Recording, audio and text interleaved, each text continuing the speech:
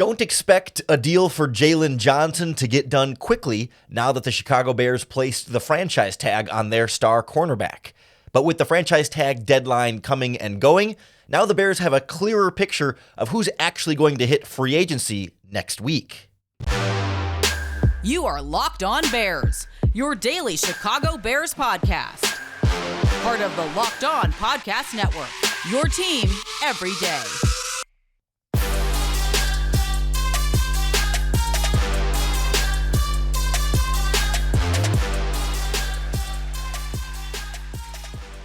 This is Locked On Bears, and I'm your host, Lauren Cox. I'm here to bring you your daily, in-depth Chicago Bears news and analysis.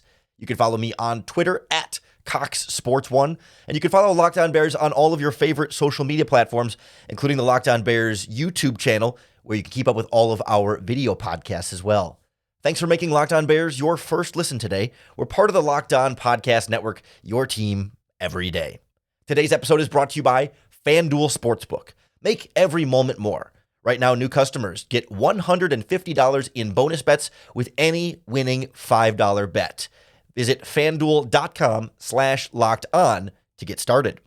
On the show today, we look at what's next for Jaylen Johnson and the Chicago Bears after the team formally used the franchise tag to lock him in for the 2024 season and give themselves more time to negotiate, and why I think negotiations are going to slow down a little more from here, and this one could play out a little while longer, knowing that there's a, July 15th franchise tag extension deadline later on this summer. We'll also use that as an opportunity to look at who else got franchise tagged and what that then means for the free agent market that the Chicago Bears will be entering next week. We'll look at who's left when a lot of the top players at some of the key positions that the Chicago Bears might be interested in are no longer available because of that franchise tag.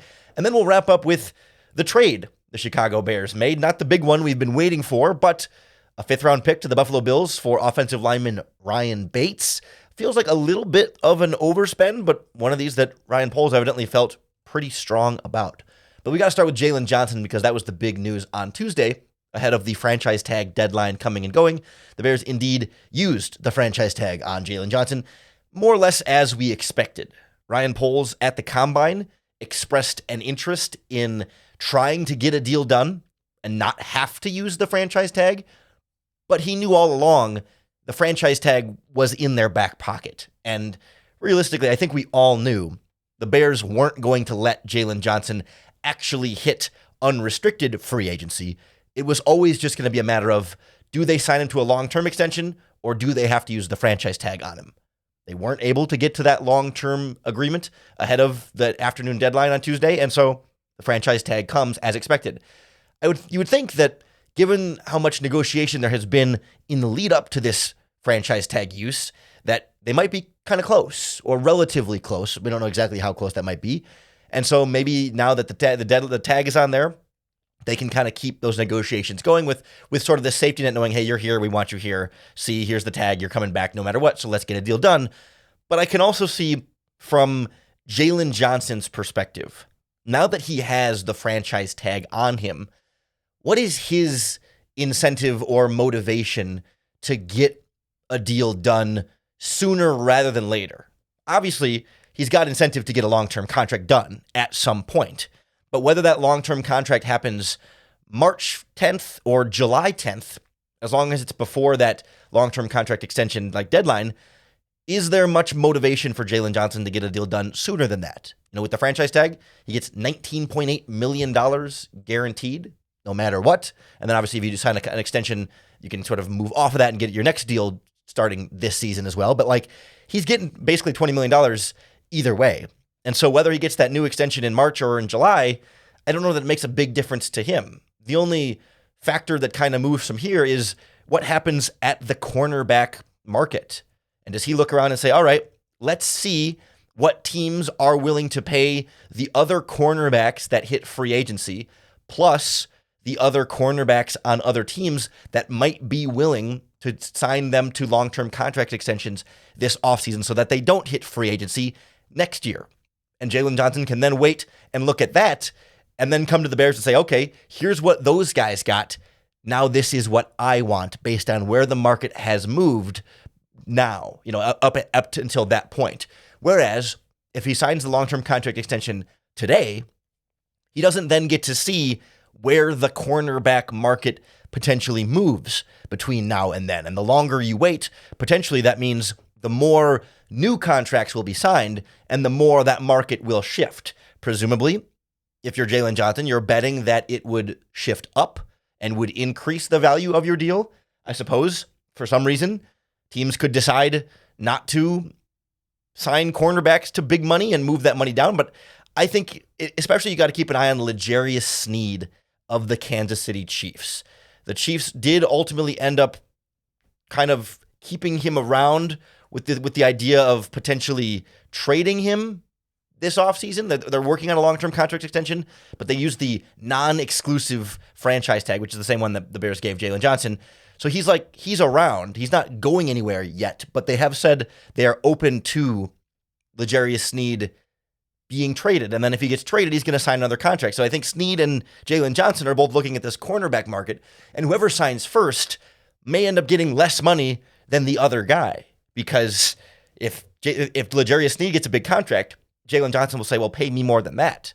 And if Jaylon Johnson gets a big contract, L'Jarius Sneed may say, hey, pay me more than that. I mean, I think ultimately it's hard to sit here and predict today who's actually going to get the bigger contract. I mean, you can argue which cornerback is. I think Jaylon Johnson was like overall better like this season, but over the course of their career and what their value is, I think they're going to ultimately be pretty darn close in that valuation. And they're both looking at the cornerback market as it sits today. And you've got, again, we talk about it a lot on this podcast, Jair Alexander's at the top with $21 million a year on his contract, but the biggest overall deal was $100 million over 5 years, which is $20 million a year for Denzel Ward. The most guaranteed money on a deal has been just like $71 million and some change on there. So like that's kind of where the numbers sit now. These top cornerbacks are going to want to exceed that, but eventually, like, does Sneed or Jaylon Johnson just want the security of, all right, here's a number I'm comfortable with. It's okay if Sneed ends up getting more than me, or if Johnson ends up getting more than me, just get me a good deal that I think is good value, and then let me get to OTAs and minicamp and training camp, because that becomes the next step in this conversation of like, okay, does either of these players that are tagged hold out from the voluntary or mandatory off-season stuff before they get that long-term extension? And we saw Jaylon Johnson skip some of that last year, not on the franchise tag at that point. And the other thing to keep in mind here is that overwhelmingly, not a lot of franchise tag players end up getting long-term contracts on that franchise tag. Friend of the show, Brad Spielberger at PFF Brad on Twitter, said in the last 10 years, there have been 73 franchise tags used. Out of those 73 franchise tags, only 28 of those agreed to contract extensions before the deadline.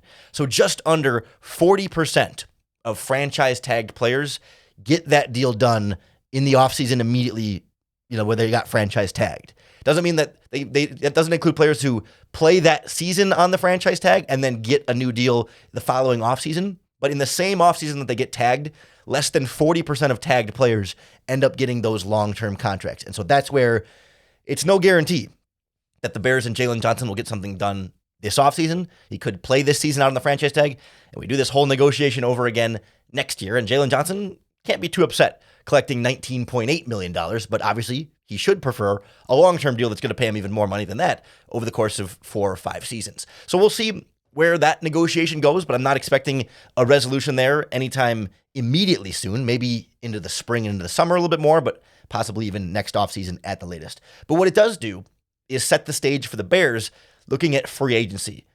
NFL teams franchise tagged a lot of their best players that they didn't want to hit the open market, much like the Bears did with Jaylon Johnson. And so now we have a better sense of who's likely to be able to negotiate with the Chicago Bears and who's off the market. We'll look at how that affects the Bears' biggest positions of need in free agency next on Locked On Bears.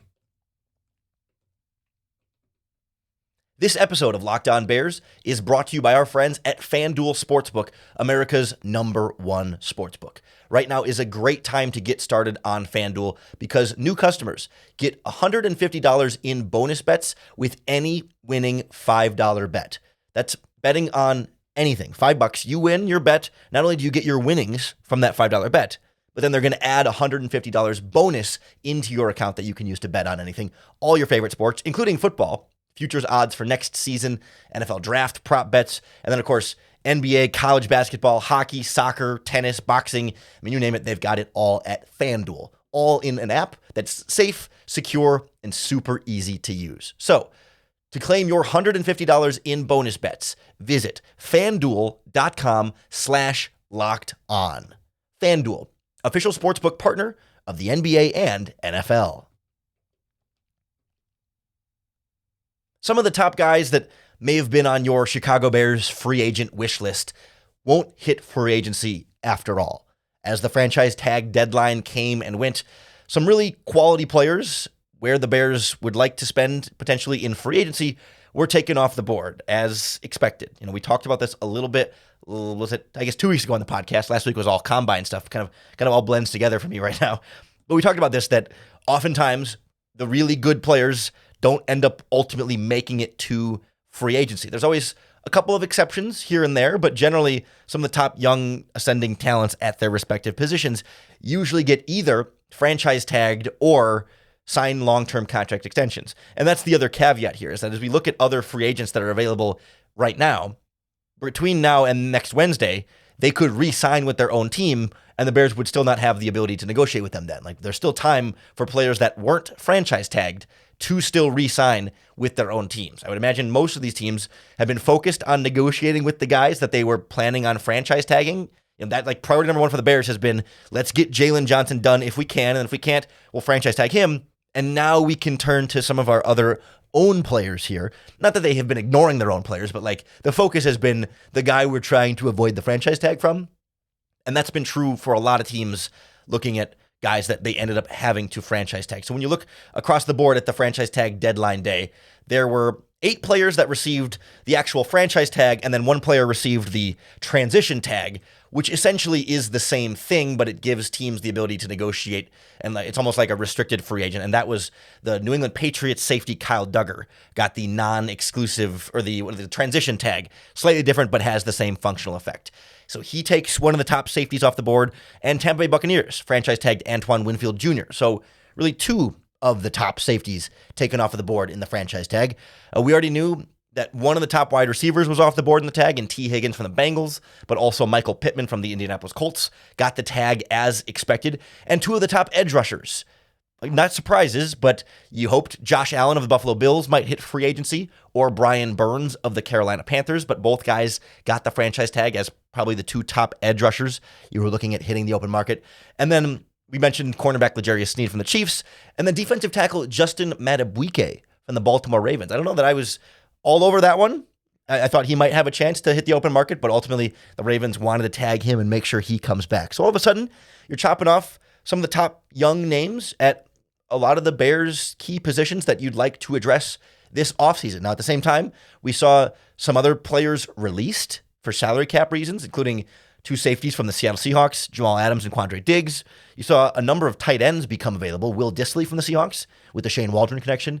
CJ Uzoma from the New York Jets. Hayden Hurst from the Carolina Panthers as well. Although also the Houston Texans re-signed Dalton Schultz to a 3-year, $36 million contract. So a really nice, solid contract there for Schultz, kind of starting the early set of the free agent tight end market there. But particularly I want to focus on a couple of spots that lost top talent because of franchise tags. 2 of the spots that we just talked about, but I want to look at who's left after, say, Brian Burns and Josh Allen get franchise tagged. The Bears need an edge rusher.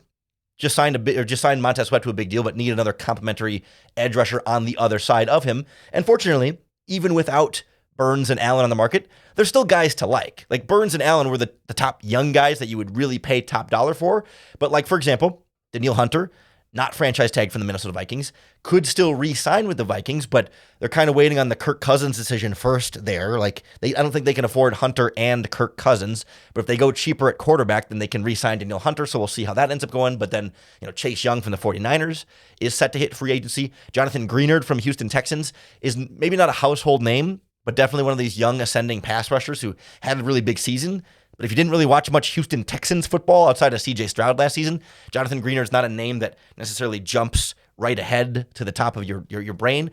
And then some former Buffalo Bills, where the Chicago Bears defensive line coach the Chicago Bears defensive coordinator Eric Washington, was the defensive line coach coaching Leonard Floyd with the Buffalo Bills, AJ Epinesa with the Buffalo Bills. I mean, I guess Shaq Lawson is also a free agent edge rusher from the Bills, although he's not a guy that you would count on as a truly top option on your edge there, but certainly a connection there. Like there's guys to like, and outside of Danielle Hunter and maybe Jonathan Greenard, like I'm not sure that all those other guys are going to command $20 million a year like Montez Sweat did. Like you're starting to build down the free agent wish list from there, and the price goes down maybe the lower you go on however you want to rank these free agent edge rushers. You know, the guys like AJ Epinesa that are more rotational guys might be a little bit cheaper than certainly Danielle Hunter, who's going to be a very expensive player. It might be a $20 million a year player, to be honest with you, but some of those other guys kind of fall somewhere in the middle. So a lot to still like at the edge rusher position, even with the two top guys off of the market. And same thing is true for the safety spot that keeps getting deeper and deeper as more safeties are released. It's hard to even encapsulate everyone in a single list, but the big one that people thought might get franchise tagged that wasn't was Xavier McKinney from the New York Giants. They thought, well, if the Giants aren't going to franchise tag Saquon Barkley, then they're going to tag their safety, right? But no, McKinney, as it sits today, set to move forward to free agency. We mentioned Antoine Winfield Jr. tagged. He's off the market. Kyle Duggar from the Patriots tagged. He's off the market. I mean, you can negotiate with Kyle Duggar, but if you sign him, you have to give up 2 first-round picks, so more or less off the market. But then it's guys like Cameron Curl from the Washington Commanders. We've talked about Julian Blackmon from the Colts as a guy who has a lot of familiarity with Matt Eberflus and this defensive scheme from their time together in Indianapolis. But you even work your way down the list. Geno Stone from the Baltimore Ravens had a big year this year. The two Jordans, Jordan Whitehead and Jordan Fuller, are both single deep safety options. Well, more like Jordan Whitehead's more a single deep safety. Jordan Fuller's more like a 2 deep safety. But regardless, free safety options for the Bears. And you can't forget Darnell Savage from the Packers. Not an ideal choice there, but someone we've certainly seen a lot of.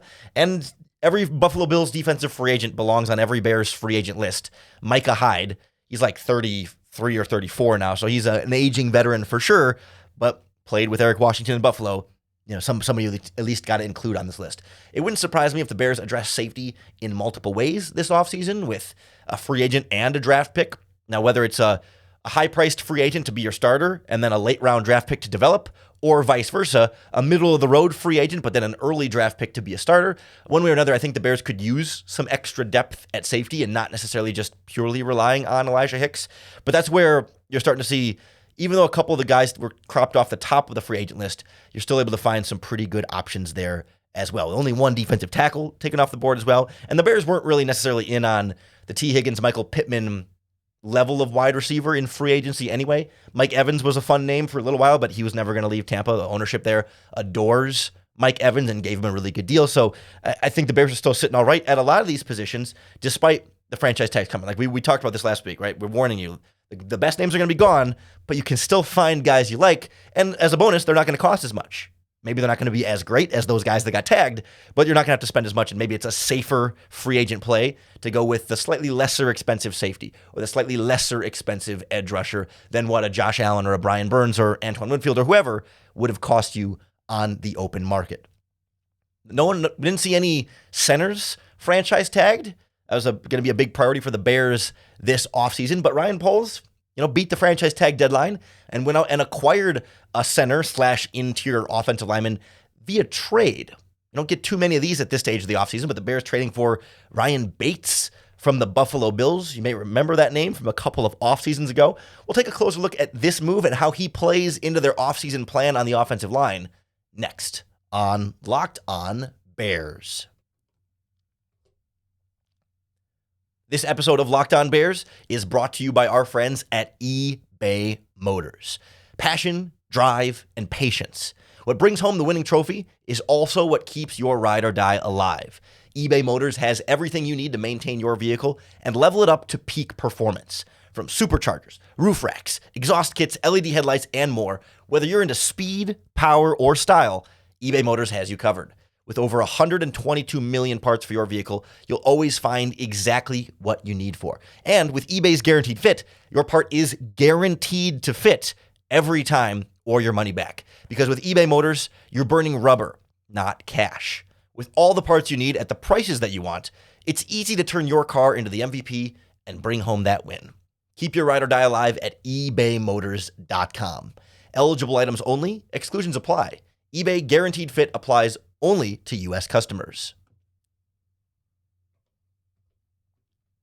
The Chicago Bears made a big trade, but not the big trade we've been kind of waiting for, particularly at the quarterback position. And by the way, prediction on a Justin Fields trade, I'm going to be in Orlando this weekend, and I just have this feeling Ryan Poles is going to trade Justin Fields while I'm getting away to some warm weather for a weekend, interrupt my mini vacation. That's my prediction, but only because it would screw me, not because I have any information or because of anything specific in terms of an intuition. It's just like, when would it be most inconvenient to trade Justin Fields? While I'm gone. So that's what I'm predicting for this upcoming weekend. But Ryan Poles getting the negotiation, knocking the rust off the negotiations, right? Working his trade muscles back out a little bit, stretching the tendons a little bit, calling the Buffalo Bills up, and getting Ryan Bates via trade. Not a household name, but a guy who, if you remember back to Ryan Poles' first offseason as the Bears general manager, 2022, Ryan Bates at that time was a restricted free agent, and the Chicago Bears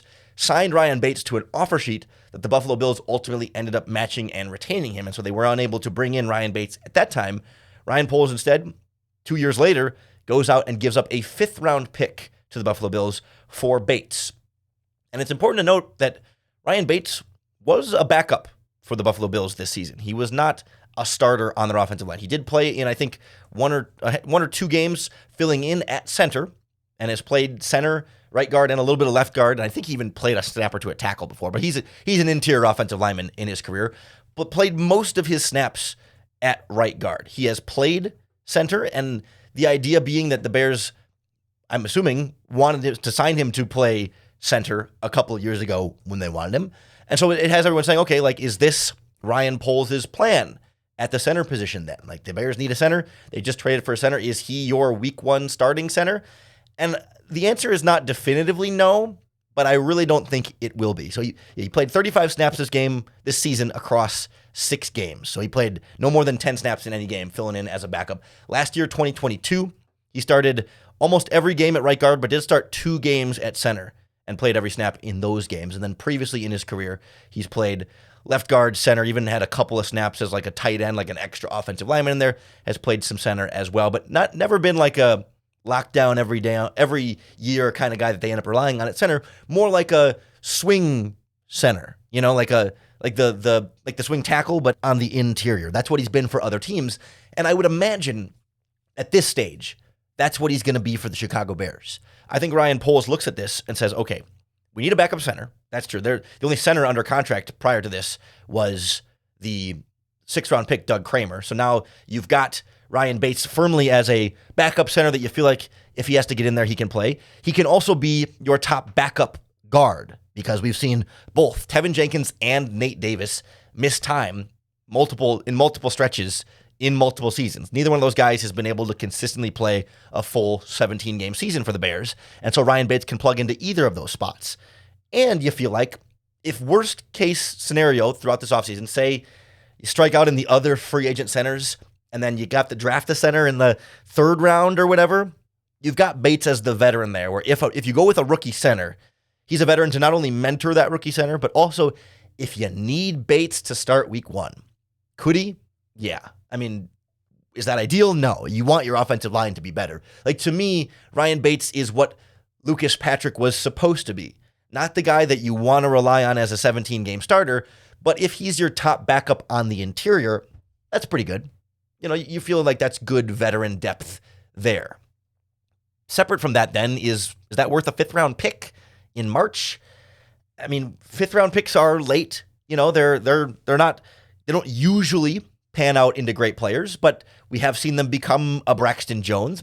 We've also seen them become a Dominic Robinson that doesn't end up going super far, or a Larry Borum. There's kind of a spectrum here, or guys that end up disappearing from the league altogether. Terrell Smith certainly looked good as a 5th-round pick this year. Noah Sewell, also a 5th-round pick. Like, it feels like a lot to give up for a potential backup offensive lineman. And maybe Ryan Poles will say, no, he's our starter. We believe in this guy as our starting center. And okay, if he's a starter, a 5th-round pick's not a lot to give up then for a good quality starting offensive lineman. And maybe Ryan Poles looks at this draft, as a lot of people have, and said, you know what?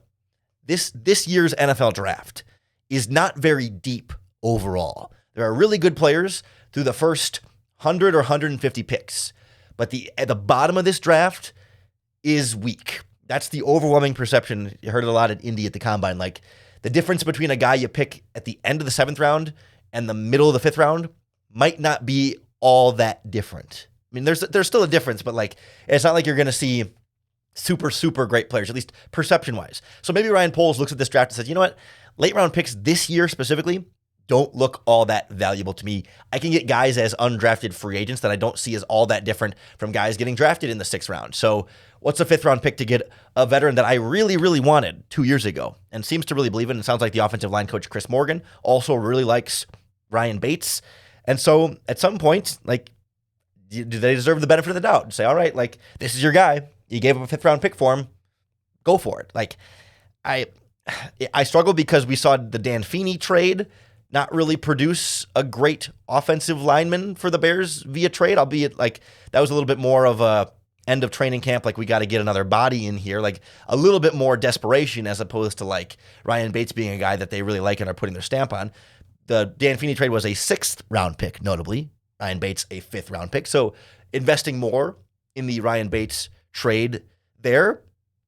But it's not like there's a great track record. Like, Nate Davis hasn't been great. Braxton Jones has been a really good pick for Ryan Poles, so it's not like he can't pick any offensive lineman, but like we're still trying to feel out exactly how good he is at the offensive line decision, and Ryan Bates will be a good measure of that. At the end of the day, the 5th round pick, even if Ryan Bates totally flames out, like, okay, did the Bears get screwed? Are they they're going to be in a huge hole? No. Does it feel like the best use of a 5th round pick? Maybe not. Like, if it was a 6th round pick, which the Bears don't have, but if this had been for a 6th round pick, I would feel better about it. There's something about still being in round 5 that feels like it's a little bit of something, but all you got to do is trade Justin Fields. You might get a 5th round pick, among other things, back in that trade. You might trade down from the number 9 overall pick and get some extra draft picks back as well. I mean, we know Ryan Poles is not just going to be stuck with the picks that he has now. There's going to be some movement up and probably down in this NFL draft. So just because they don't have the 5th or the 6th right now doesn't mean they're not going to acquire some later on in this process, and you can, there's always ways to get more draft picks. But as it stands right now, the Bears have the 2 firsts, a 3rd, and 2 fourths. Their last pick in this draft is number 123. So maybe Ryan Poles says, after 125, there's not really that many good players that we like. We'll go trade that 5th for a sure thing. Ryan Bates, or whatever they think Ryan Bates is, they have a feeling what Ryan Bates is. A rookie could be anything, and most 5th round picks don't work out. All right, we'll use this on a veteran player that we feel a little bit more consistent about. So I'm willing to see it through, and I'm not going to say this was like a bad trade. And if they're really right about Ryan Bates, it could be a great trade. But we'll see how Bates ultimately ends up panning out in Chicago. But clearly a guy Ryan Poles really wanted, and it sounds like offensive line coach Chris Morgan also really wanted. That's about as much as we can talk about a trade for a backup offensive lineman. Wasn't going to be a big focus of the podcast today, but obviously the franchise tag decision is big, so that's why we had to touch on it today. Coming back tomorrow, we're going to be joined by Carolina Teague, and we're going to talk about whether or not this Bears roster is really like ready for a rookie quarterback. A big part of this quarterback debate, we talk about Fields and Caleb Williams and all that stuff, but like, what is the next quarterback getting into? And that's really what I want to get into is like, what will the roster look like to be good enough for the quarterback? And can the Bears draft the quarterback at 1 and still have a really good enough supporting cast? Do they have enough resources this year between free agency and the draft to build a really good spot for a rookie quarterback with the number 1 overall pick?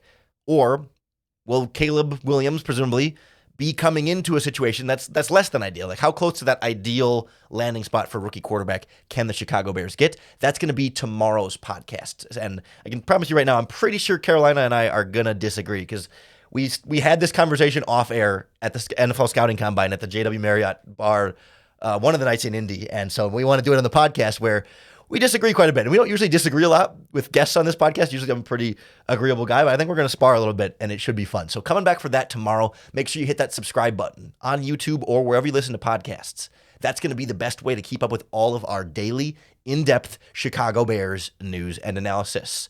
Thanks for making Locked On Bears your first listen today. We're part of the Locked On Podcast Network, your team every day. And I always make sure that every day we give you another opportunity to bear down.